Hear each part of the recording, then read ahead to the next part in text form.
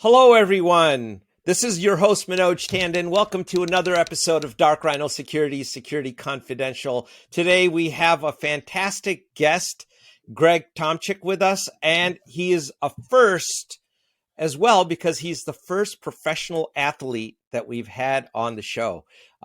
We've had a laughter yoga coach, Greg, but you are the first professional athlete. And just so you guys know, he played ball for 3 seasons in the minor leagues with the St. Louis Cardinals. He is also an author of the book Growing Into You. He has a driven passion for cybersecurity that stems from a personal experience that he's going to talk about here in a little bit with a former company of his. He's currently a partner and CEO at Valor. Valor focuses on identifying, mitigating cyber threats upfront, and when necessary, countering cyber attacks with a targeted and strategic set of responses. Welcome to the show, Greg. Thank you. Manoj, great to be here with you. Looking forward to diving in here. Likewise. And there's actually quite a bit to talk about. I don't know if we're going to get through everything, but hey, that leaves room for coming back and, enlightening our audience a little bit more.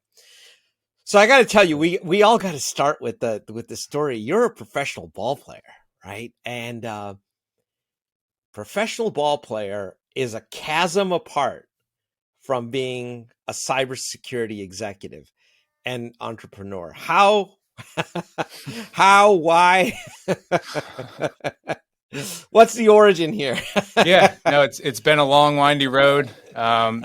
Grew up in a military family, so kind of had a defense mindset background, which really brings me into today. But always looked at sports and eventually baseball as the potential opportunity to pave a different career. Long bloodline of military background. My dad's dad, my mom's dad, they all kind of joined the military throughout their journey. And I wanted to kind of take a path that allowed me to be the person who could open eyes to different career paths. Baseball became the passion, played all kinds of sports. Really baseball became kind of my childhood dream, the goal I kept going after, put school aside, didn't want to learn anything. It was baseball. And that was really it, watching it, playing it, practicing it, doing everything under the sun to be the best possible player that I could be. I also had a older brother who played in the Kansas City Royals system. So, always looked up to him from a young age. Had a great experience in professional baseball, met a lot of great people, was able to run a software company while I was playing that I started out of college. And that kind of led me to the technology space, which the origin of that is I was an economics major in college. I was able to, look at the economy as a multidimensional ecosystem that when things came together in the right order and fashion, they were able to create successful outcomes. I saw technology as a huge piece of that for the future. And that's why we ended up creating a company called Incubation Technologies, which we'll get into here shortly regarding the cyber attack. That's a fantastic story, and you're dispelling a lot of myths and telling us that. I mean, most people think professional athletes, economics, entrepreneurship, starting technology, those things are incongruent. But it's really about applying yourself, and you're able to do that consistently at a very high level, which is great. And I hope it's inspiring to some of the people listening. Absolutely. Yeah, that's the goal. I think it's about serving others, and I want to use my experience to leave other people better off. So, tell us about this first company that you started, this Incubation Technologies. What did you guys do there? What was? Yeah, so when I was a junior in college at Old Dominion University here in Norfolk, Virginia, they started an entrepreneurship program. I was very interested at that time in how businesses worked, how the economy worked.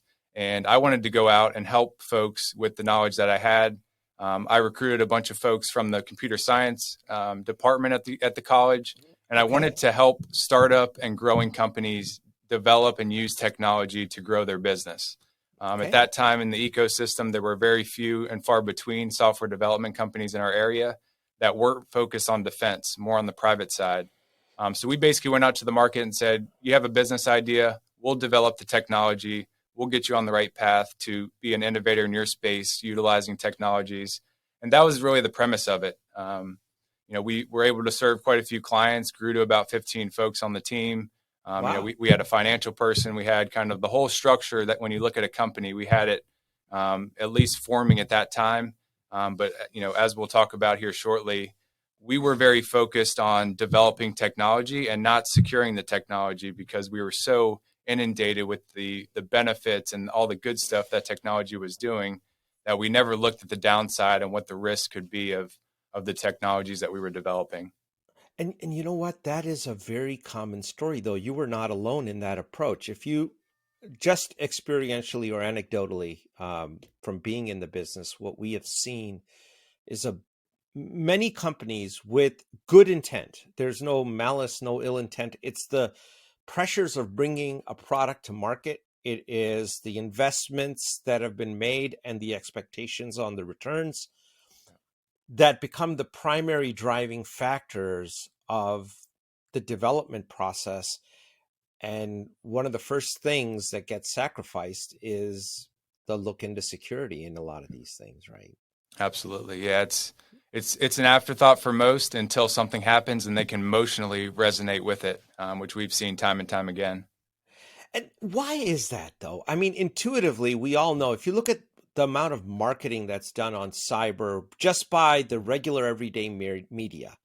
I mean, every day there's a story in the Washington Post or on CNN or Fox News, whatever your flavor of news is, about something that went wrong.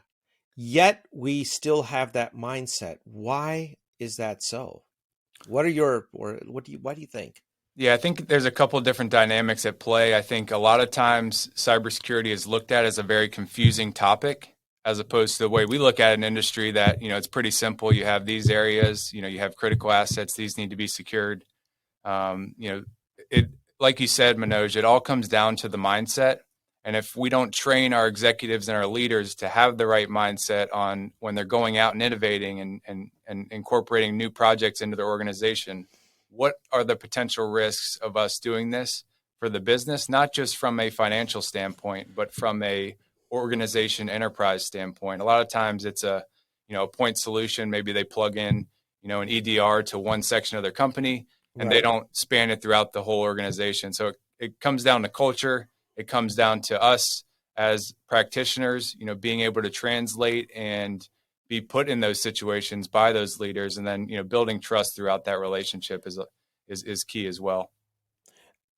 And coming to mindset, you were a professional athlete. How did that mindset help in your efforts as an entrepreneur? Yeah, it's interesting. When I first got into cybersecurity, a lot of the questions I would be asked was exactly that. You were a professional athlete. It was a connector point. It was, what could we use as an organization that you used to excel at athletics in our business? And most of the time, those conversations were either around technology improvements or cybersecurity. So a lot of them are, accountability, the team mentality. So it's all about the people at the end of the day.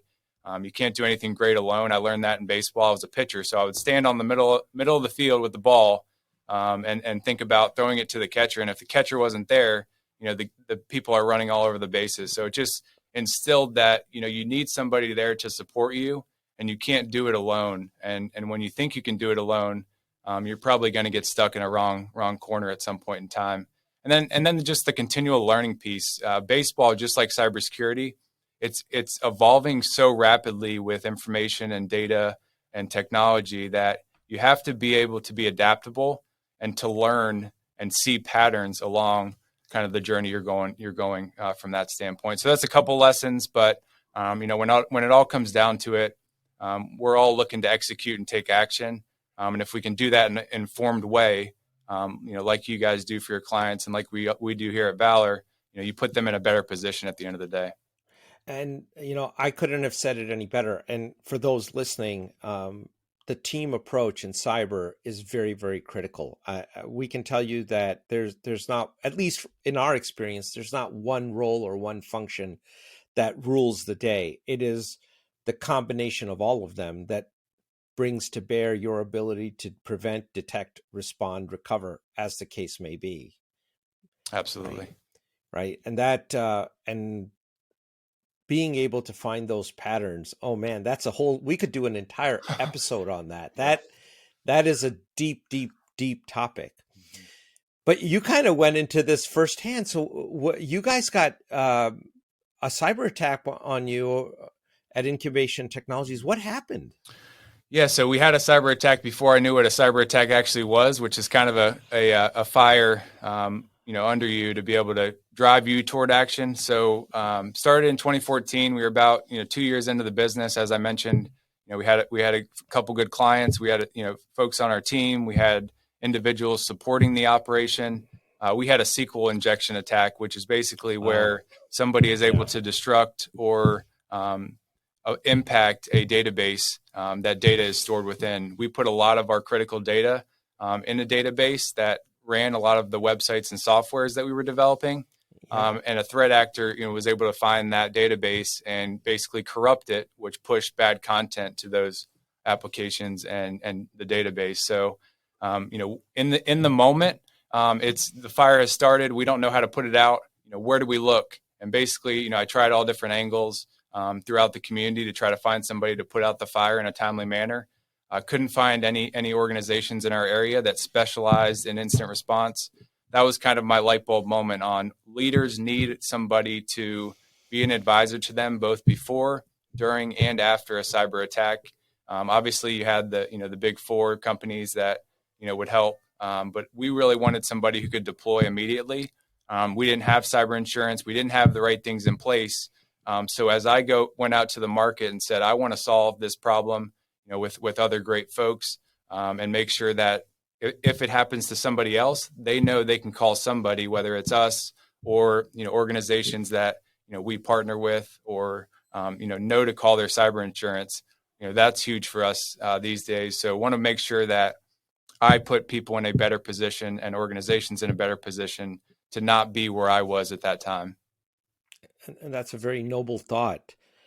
Let me ask you, had you at the time had a much better disaster recovery plan, do you think that would have been enough to, because and the reason I ask this, a lot of small businesses, they're under the impression, well, I got a backup. Mm-hmm. Yeah. So even if we get hit, I don't care. Yeah. It's the 3-2-1 approach. So making sure that you have offline backups, you have backups that are retrievable in someone else's house, and then backups in your own house. I think if we would have had backups, sophisticated backups in place, we probably would have been much better off. It would have minimized some of the costs, the timeliness, the time we lost, and then the reputational damage. We would have been able to get back online quicker. It's funny you asked that, because when I first got into cybersecurity, I had one of my mentors recommend that I go to business continuity training before getting any cybersecurity certifications, because at the end of the day, cybersecurity is business continuity. It ensures the continuity of operations of the company.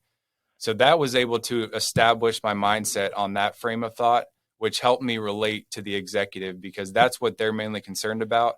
Some of the more technical aspects of cybersecurity, they either get angry when they hear it, or they're just like, I can't get that deep in the weeds because I have a financial meeting coming up. So kind of having that mindset has really helped me and the team resonate with the folks that we serve at the board level and the executive team. It's what you're describing has been said by many guests on this show, that one of the big challenges in our industry and amongst our colleagues is that there is a huge focus on tech, and a lot of times folks are going to the decision makers with a view to technology, or describing, if we need this and this is our next silver bullet, but they really are asking for budget for a trinket, a silver bullet. They're not asking for budget in terms of a solution that can really secure an organization in terms of reputational losses, which you talked about, legal losses, financial losses. And that's really what the business cares about, right? Yep. And yeah, absolutely. What are they emotionally attached to, and what do they prioritize on a daily basis? And it's exactly that. They don't prioritize technology. They prioritize the strategy around that technology. Exactly. So do you think that a lot of our colleagues, and I'm going to use that word, our colleagues understand that cybersecurity is a business problem and not an IT problem? Yes, I mean, I see it all around the ecosystem, whether at a conference, on LinkedIn, having conversations in the market. I think everybody gets it, but it comes down to actually implementing Yeah. and speaking to that mindset. And when somebody at the executive level says that does not make sense, that can be very discouraging to the plan you had, when you went into the room. So it's, you don't know what you're going to do until you get knocked, or you know what you're going to do until you get knocked down. And when you get knocked down, are you able to have the resilience to be able to get back up Right. and continue the conversation in a positive manner? Is there such a thing as 100% cybersecurity that someone could sell an executive on? I would say no. One of the best, most frequent questions we get is how secure are we? A lot of the cyber threat assessments and cyber risk assessments we do, they want to get to that answer. On a scale of 1 to 100, how secure are we? Most of the time, we won't give a specific number. We come back with the question on how much do you care about security when it comes to your business priorities? Is it the first priority or is it the 100th priority? And we basically give the score based off of that because how much you care often tells how secure you are at the end of the day when it comes to cybersecurity. That's brilliant. That was worth the price of entry for this. I think that's a gem. I've never heard anybody describe it that way, but it's absolutely correct. I mean, we can do all the analysis we want and come up with various risk simulations and models, but at the end of the day, what the simulation output is relative to what the priority is. So it's really, where do you stand with this thing? Mm-hmm. Absolutely. Yeah. It's a very interesting dynamic when it comes down to it. It's a little bit psychological, but I saw that in baseball where folks on the team would come to the coach and say, how do I compare to other people in my position? And a lot of times the right coaches would say, how much do you care? And how much do you study and practice in order to become that player that you want to be? And most of the time, if they're asking that question, it's, I don't practice. I just want to be there already, as opposed to kind of putting the legwork in to get to that skill set. Yeah, well, if you don't do the work, you're not going to get the results. But Absolutely. that is that's a very, very good observation.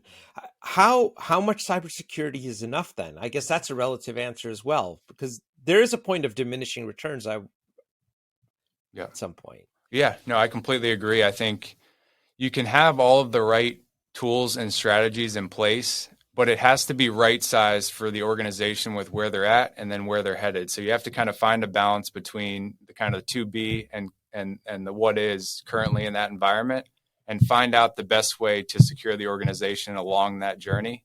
And that's why we look at things from a maturity steps as we build a program. So it's tangible. You start at 0, you go to 0.5, you get to a 1, you have a little bit of a, party, we got to this point, we took the first step and we're now at a more secure state than we were, but we're going to continue to move the ball forward, move the needle forward to become more secure. And when business folks look at that, they understand maturity models and how things kind of improve as you take certain steps. But if they don't have that context, they don't know what is really enough at the end of the day because it's not being mapped to the business priority. So a lot of times we start our conversations with the business department heads and say, how can you better secure your business processes? And what would be an ideal win at the end of this process? A lot of times they have all the answers, but they're not being piped up to the people who are making the decisions. So I was going to say, walk us through, like if we were clients of Valor's, how would this engagement start? What are you looking for? You just mentioned one critical piece of information. What are you trying to secure, and what is it worth to you? I'm paraphrasing, but how does your process flow? Yeah, so we start everything with some type of assessment. It could either be called a cyber threat assessment, cyber risk assessment, or compliance readiness. It depends on what the hot topic is for the executive team at that time. But our process is pretty consistent across all of those different assessments. We go in, talk to the executive team, understand what their business priorities are. We go to the business department leaders or the unit leaders and kind of figure out, do their priorities align? from what they are looking at as the business's next step. We interview folks, we have conversations. That's a big thing. I think in the GRC space, that when you have a tool, it's great, but when you can talk to people and feel their emotions and feel what they're attached to and what makes the business thrive, then you can really focus on protecting not just a system or a technology, but maybe it's a people aspect that you need to be able to address up front. So I think it all comes down to the right sizing of it. Obviously, we deliver reports, we give presentations to the board, we do instant response tabletops and develop plans and procedures. But it really all starts with, whenever we get asked, where should I start? Basically the answer is just get started, in that direction and have folks at the table that can help steer the ship as you need to make changes. You brought up talking to the people and looking at what inspires them or what's relevant to them. As part of your exercise, is bringing the people into a cybersecurity program a big part of what you folks offer, or do you get the information and then let processes and technologies kind of take over and the people don't know much about cyber at that point? They're not engaged. It's absolutely the first one, as far as, finding those champions from the business side that can help carry the message.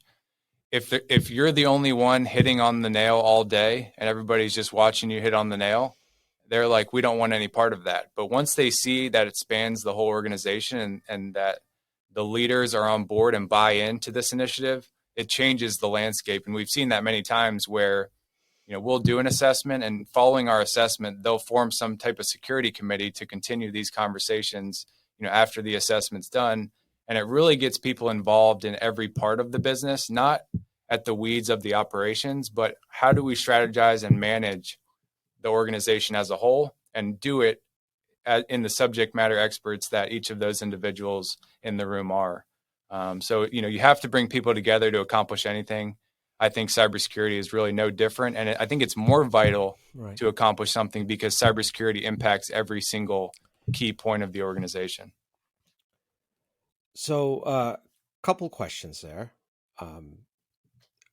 One is, in your approach, let's say that there is a cybersecurity committee that's come into existence, and you have champions that are very much for the cause and want to make it happen.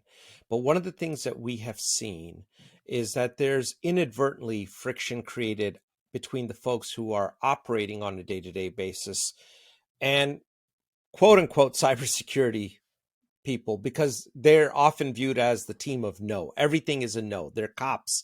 They say no to everything. So what happens operationally is they're like, well, I got a job to do. At the end of the day, this cybersecurity stuff's nice.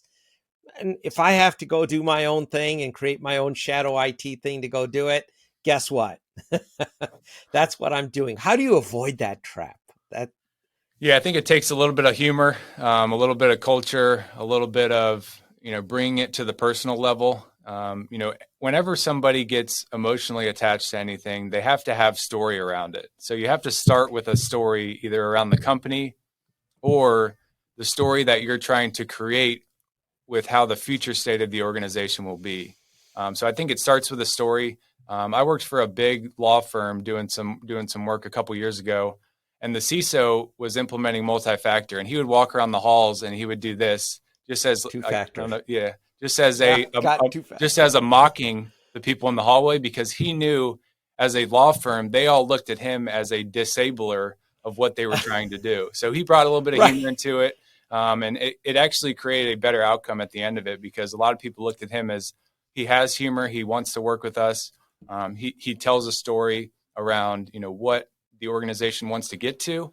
And it's all of our responsibility to help him get there. So he had this whole team behind him at the end to be able to help him champion his, mission and journey up to the board level. And, it's a successful outcome at the end of the day when you're able to do that. Well, that's a great segue into the next question then. And that is, you yourself are a CEO and an executive. What actionable advice would you give to other CEOs and leaders on what they should be doing when they're looking at reducing their digital risk?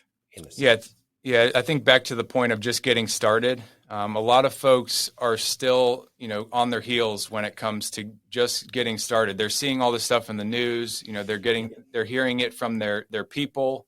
The other executives are mentioning that it's one of the largest risks they're facing today, and they don't know what the first step is. So I think it's a little bit of the practitioner, putting a couple of first step options in front of them, which I think happens. But it has to happen in the right form and fashion. Maybe that's going to present to a conference, and they see you, and they believe in your strategy of going about it, and that's where cybersecurity I think is still very young, in that a lot of firms in cybersecurity still serve everybody. They don't say, we are a cybersecurity company that serves healthcare organizations only, because we know everybody has this problem. There's a blue ocean of opportunity to help, multiple industries, multiple organizations. Right. I think when we're able to mature as an industry, and you have more of those niche firms that focus on specific verticals, and then you hear them at conferences saying, for a medium-sized healthcare company, here's the first step you should take if you haven't taken a first step yet, for example. So I think that's critical, taking the first step to do, multi-factor user training, just kind of get the ball rolling. And then you start to have lessons learned, you start to implement additional, and you move along that maturity scale to help your organization be in a better protection state. I think the assessment piece is obviously one of those first steps a lot of organizations take. Let me do an assessment with an expert or folks internally to understand how our business processes depend on technology and how technology is utilized throughout those business processes, and then come up with some type of criticality scale so that you can prioritize what to protect. And then it comes down to putting the plan in place, how you're going to respond if that asset is taken down, how you're going to respond if somebody clicks on a link and it blows up your system virtually. What about the executive team that's saying, look, we just want to do enough. We get it. This is all good. We got to do stuff, but we just want to check the box. We need to get SOC 2 compliance, or we want to go CMMC, whatever the case may be. We want to check the box for compliance, and that's it. Yeah, I would say 75% of organizations are still in that state, which is unfortunate. But cybersecurity compliance, I believe, is really a forcing function to get people to act. It incentivizes them to act. And until each industry has its own requirement, it's going to be kind of the wild, wild west where you have, 5 compliance standards. You're trying to align with all of them. They're all 5 different spreadsheets. It's not. That's impossible. Yeah, yep, exactly. That's it. Yeah. And we've seen it, like so many compliant companies get breached. I mean, good compliance rarely equates to good cybersecurity, whereas good cyber or infosec generally results in an outcome of good compliance. Yes, it does. And that's the approach we encourage folks to take, even if they've had a compliance mindset, coming into where they currently are, leveraging compliance to protect the business. The regulators want you to protect the business, so it protects the supply chain. But the businesses have to meet in the middle with those regulators and say, we're actually doing more than you're recommending. Why don't you bring your standards up to speed with where the actual threat landscape is at the end of the day? That's why I really believe in kind of the CMMC model when it comes to using that as a standard across the government, for example, because it's based off of something, the NIST framework, that a lot of organizations still look at as the best practice. And when they come in without a compliance standard, they often go after the NIST cybersecurity framework or the CIS top 18. So it's one of those things where we have to meet in the middle. It's obviously there's some issues on both sides of it, but the regulators potentially need to do a better job of incentivizing and recognizing and rewarding companies that are doing a little bit more to protect their business and overall protect the supply chain, which is their goal at the end of the day. When we were researching Valor, it was interesting. One of the things that came up that we have rarely seen on other people's literature is that you folks you indicate a proactive response to a potential to a ongoing cyber attack. that proactive side, what does that look like? What does that actually mean?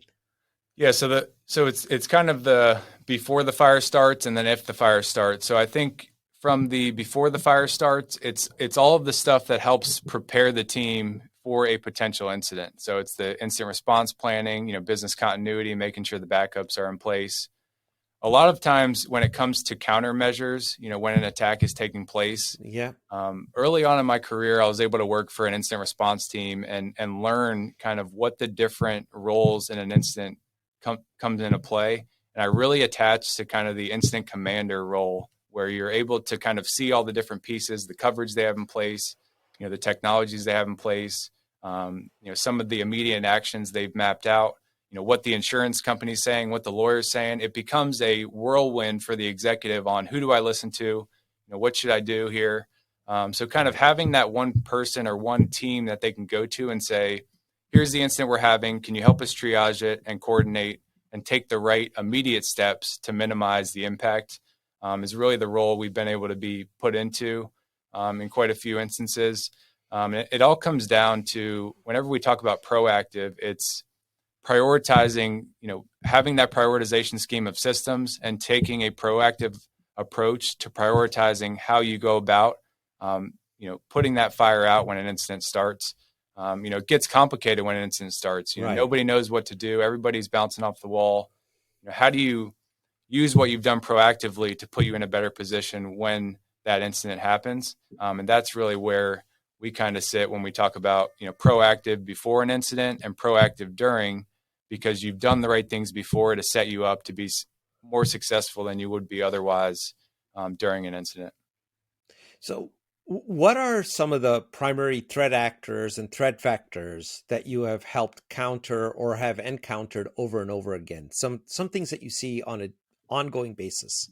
Yeah, so I think a couple things for threat actors and threat vectors is just establishing the fact that businesses deliver products and services just like the adversary does to make money at the end of the day. So, they're working all day to make money by disrupting those products and services. And the business that's on the other end of that is just focused on building and selling their products and services. So if that mindset can be taken into this situation, it shows that there's two people working, really the threat actor is working way ahead of the business, and they hit the wall, they go through the organization, They find a way to leverage that to make money.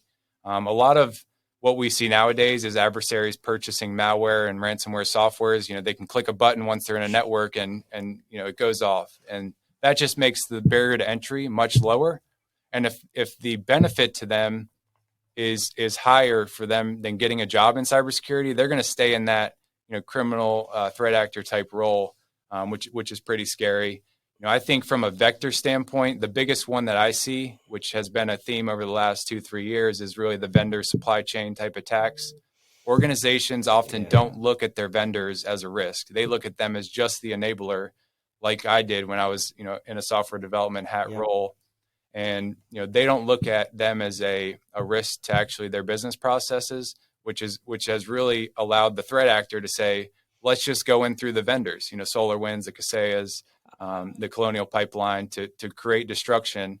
And we can take down not just one, but far beyond that and disrupt entire supply chains. And that gets to the whole thing of third-party risk. So what do you do? So again, if you're making widgets and a key component of that widget is coming from a 5 or 10 person shop, their definition of cyber, I'm just painting the scenario, is let's put McAfee or Symantec on the endpoint, and that's our cybersecurity program, right? Exactly. Well, I can't make it up. This is it happens all the time. Yes, it does. And they're a key supplier, they're making a critical component. How do you control that? Like how do you mitigate for that? Mm-hmm. Yeah, I think it's, I'm on the mindset, both personally and professionally, that questions are the best answers. So I think it just takes folks to ask the right questions to their vendors and for the vendors to kind of, shrink their ego a little bit and ask the right questions to the people they're selling to. What do you value from a security perspective, and using that for their strategy? It's probably going to be secure software development, or, some type of annual risk assessment on the code, making sure they're doing real-time scanning, things of that nature. But I think the dialogue just really hasn't taken place in a lot of those relationships.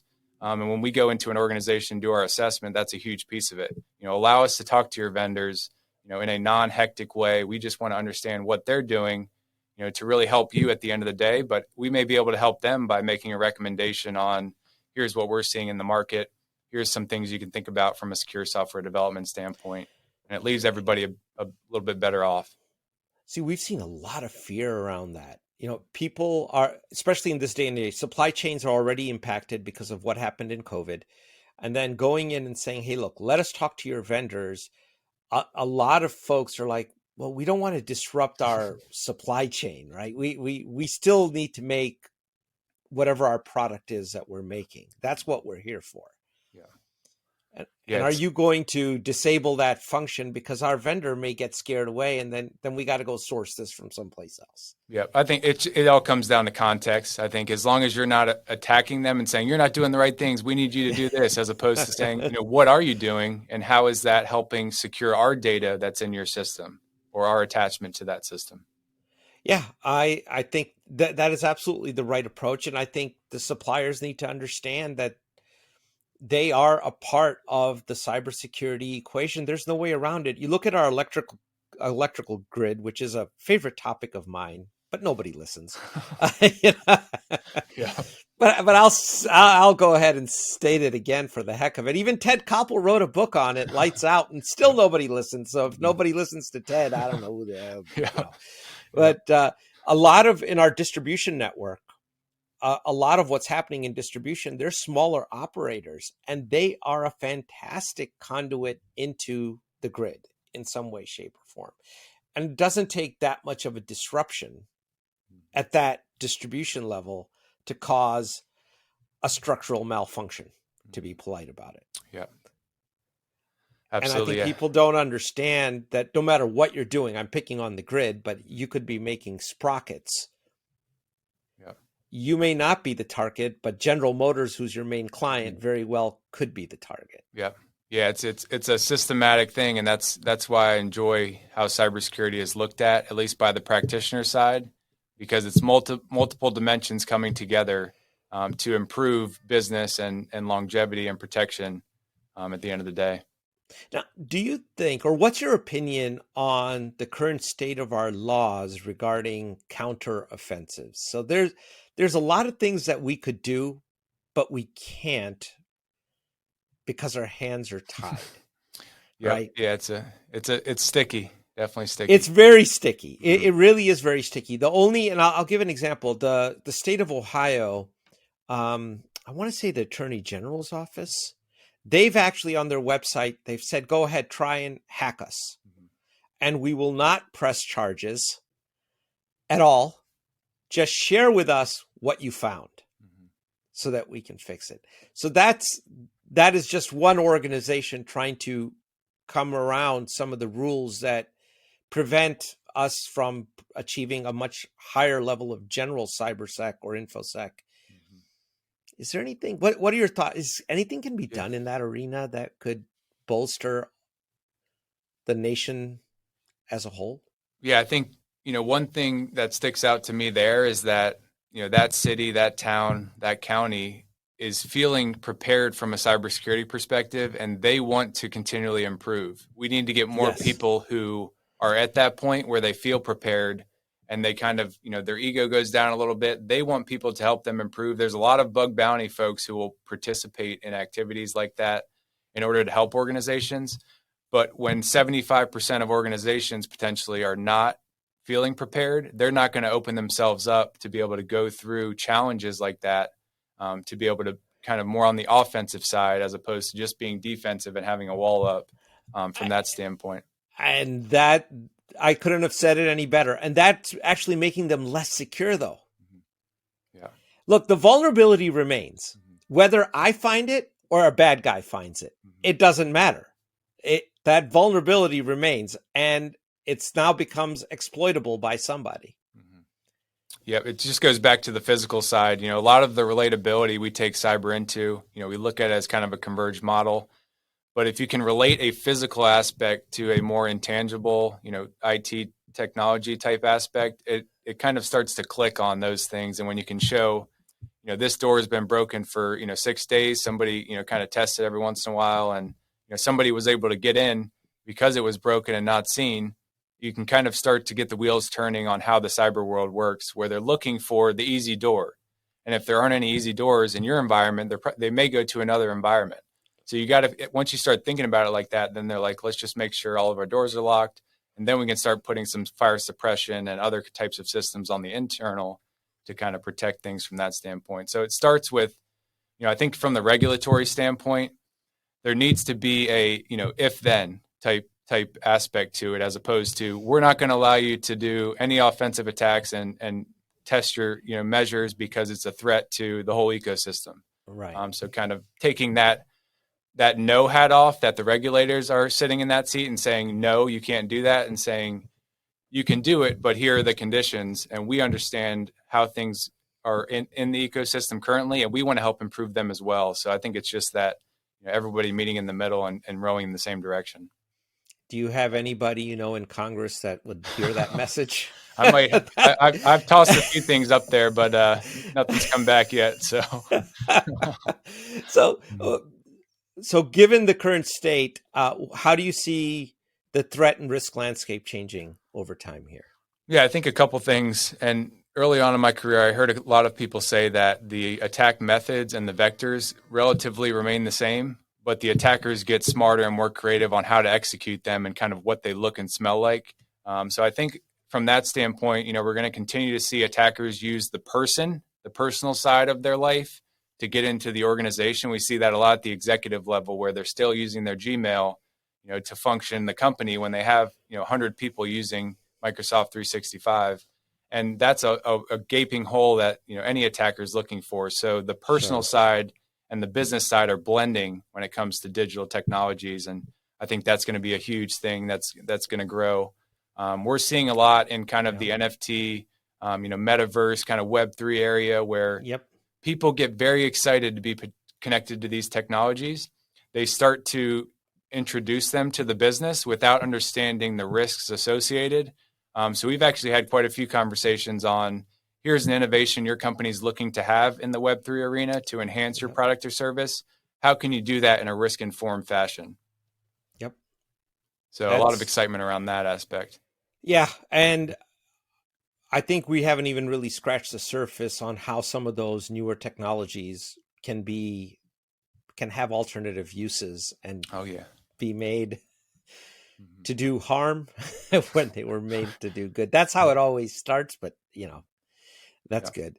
So changing topics here towards the end here, you're an author. You wrote the book Growing Into You, which is a very interesting title. So give us the why behind this. What's it about?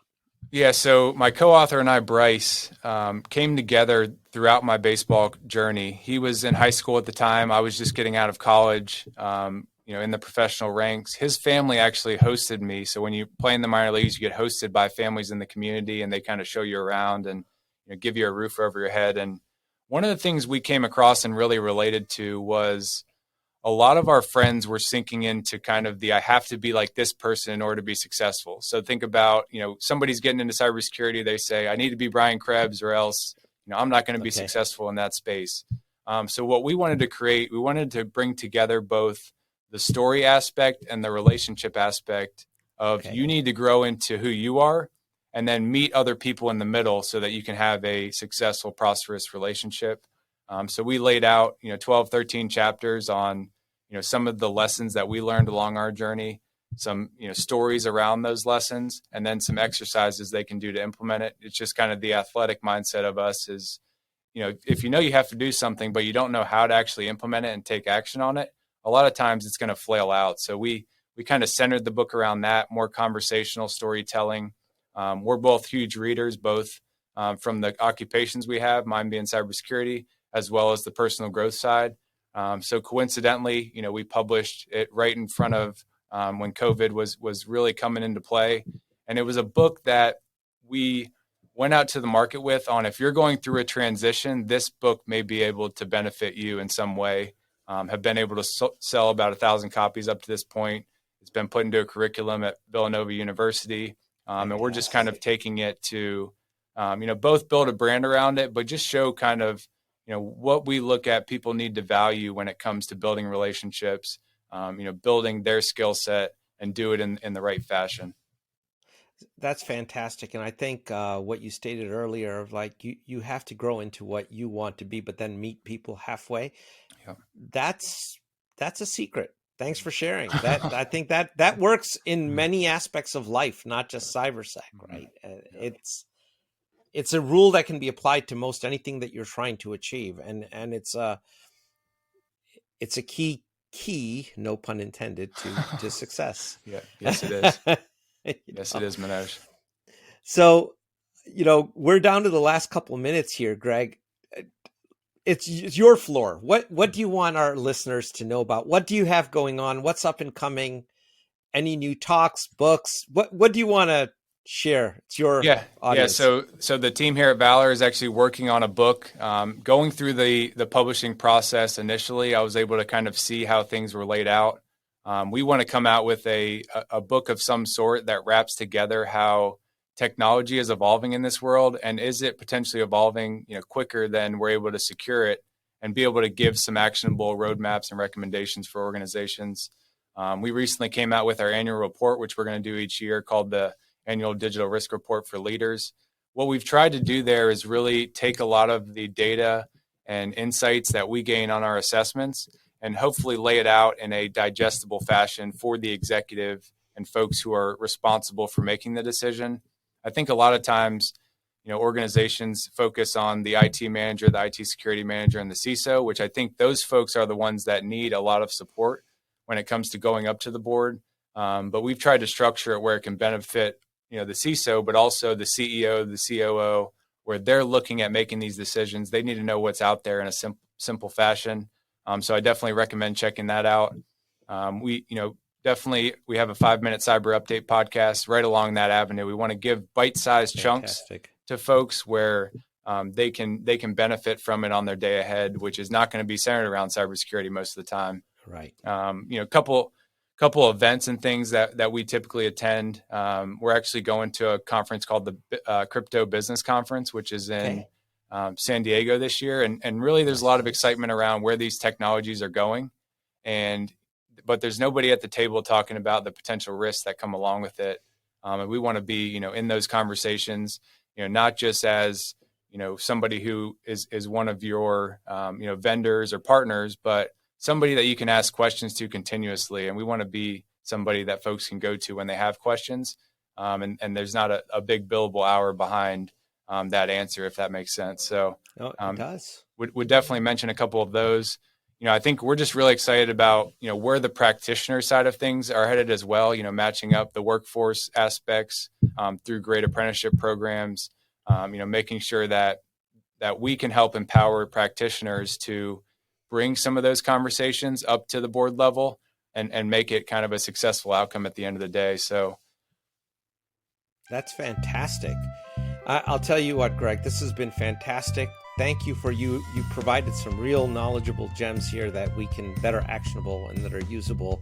And don't be a stranger here. If you put another book out or you got something new happening, drop in for 5 minutes, say hello, let everybody know what's going on. We always be happy to get your advice and guidance. Yeah, it's my pleasure, Manoj. Thanks for having me on, and hopefully this has a great impact on your listeners.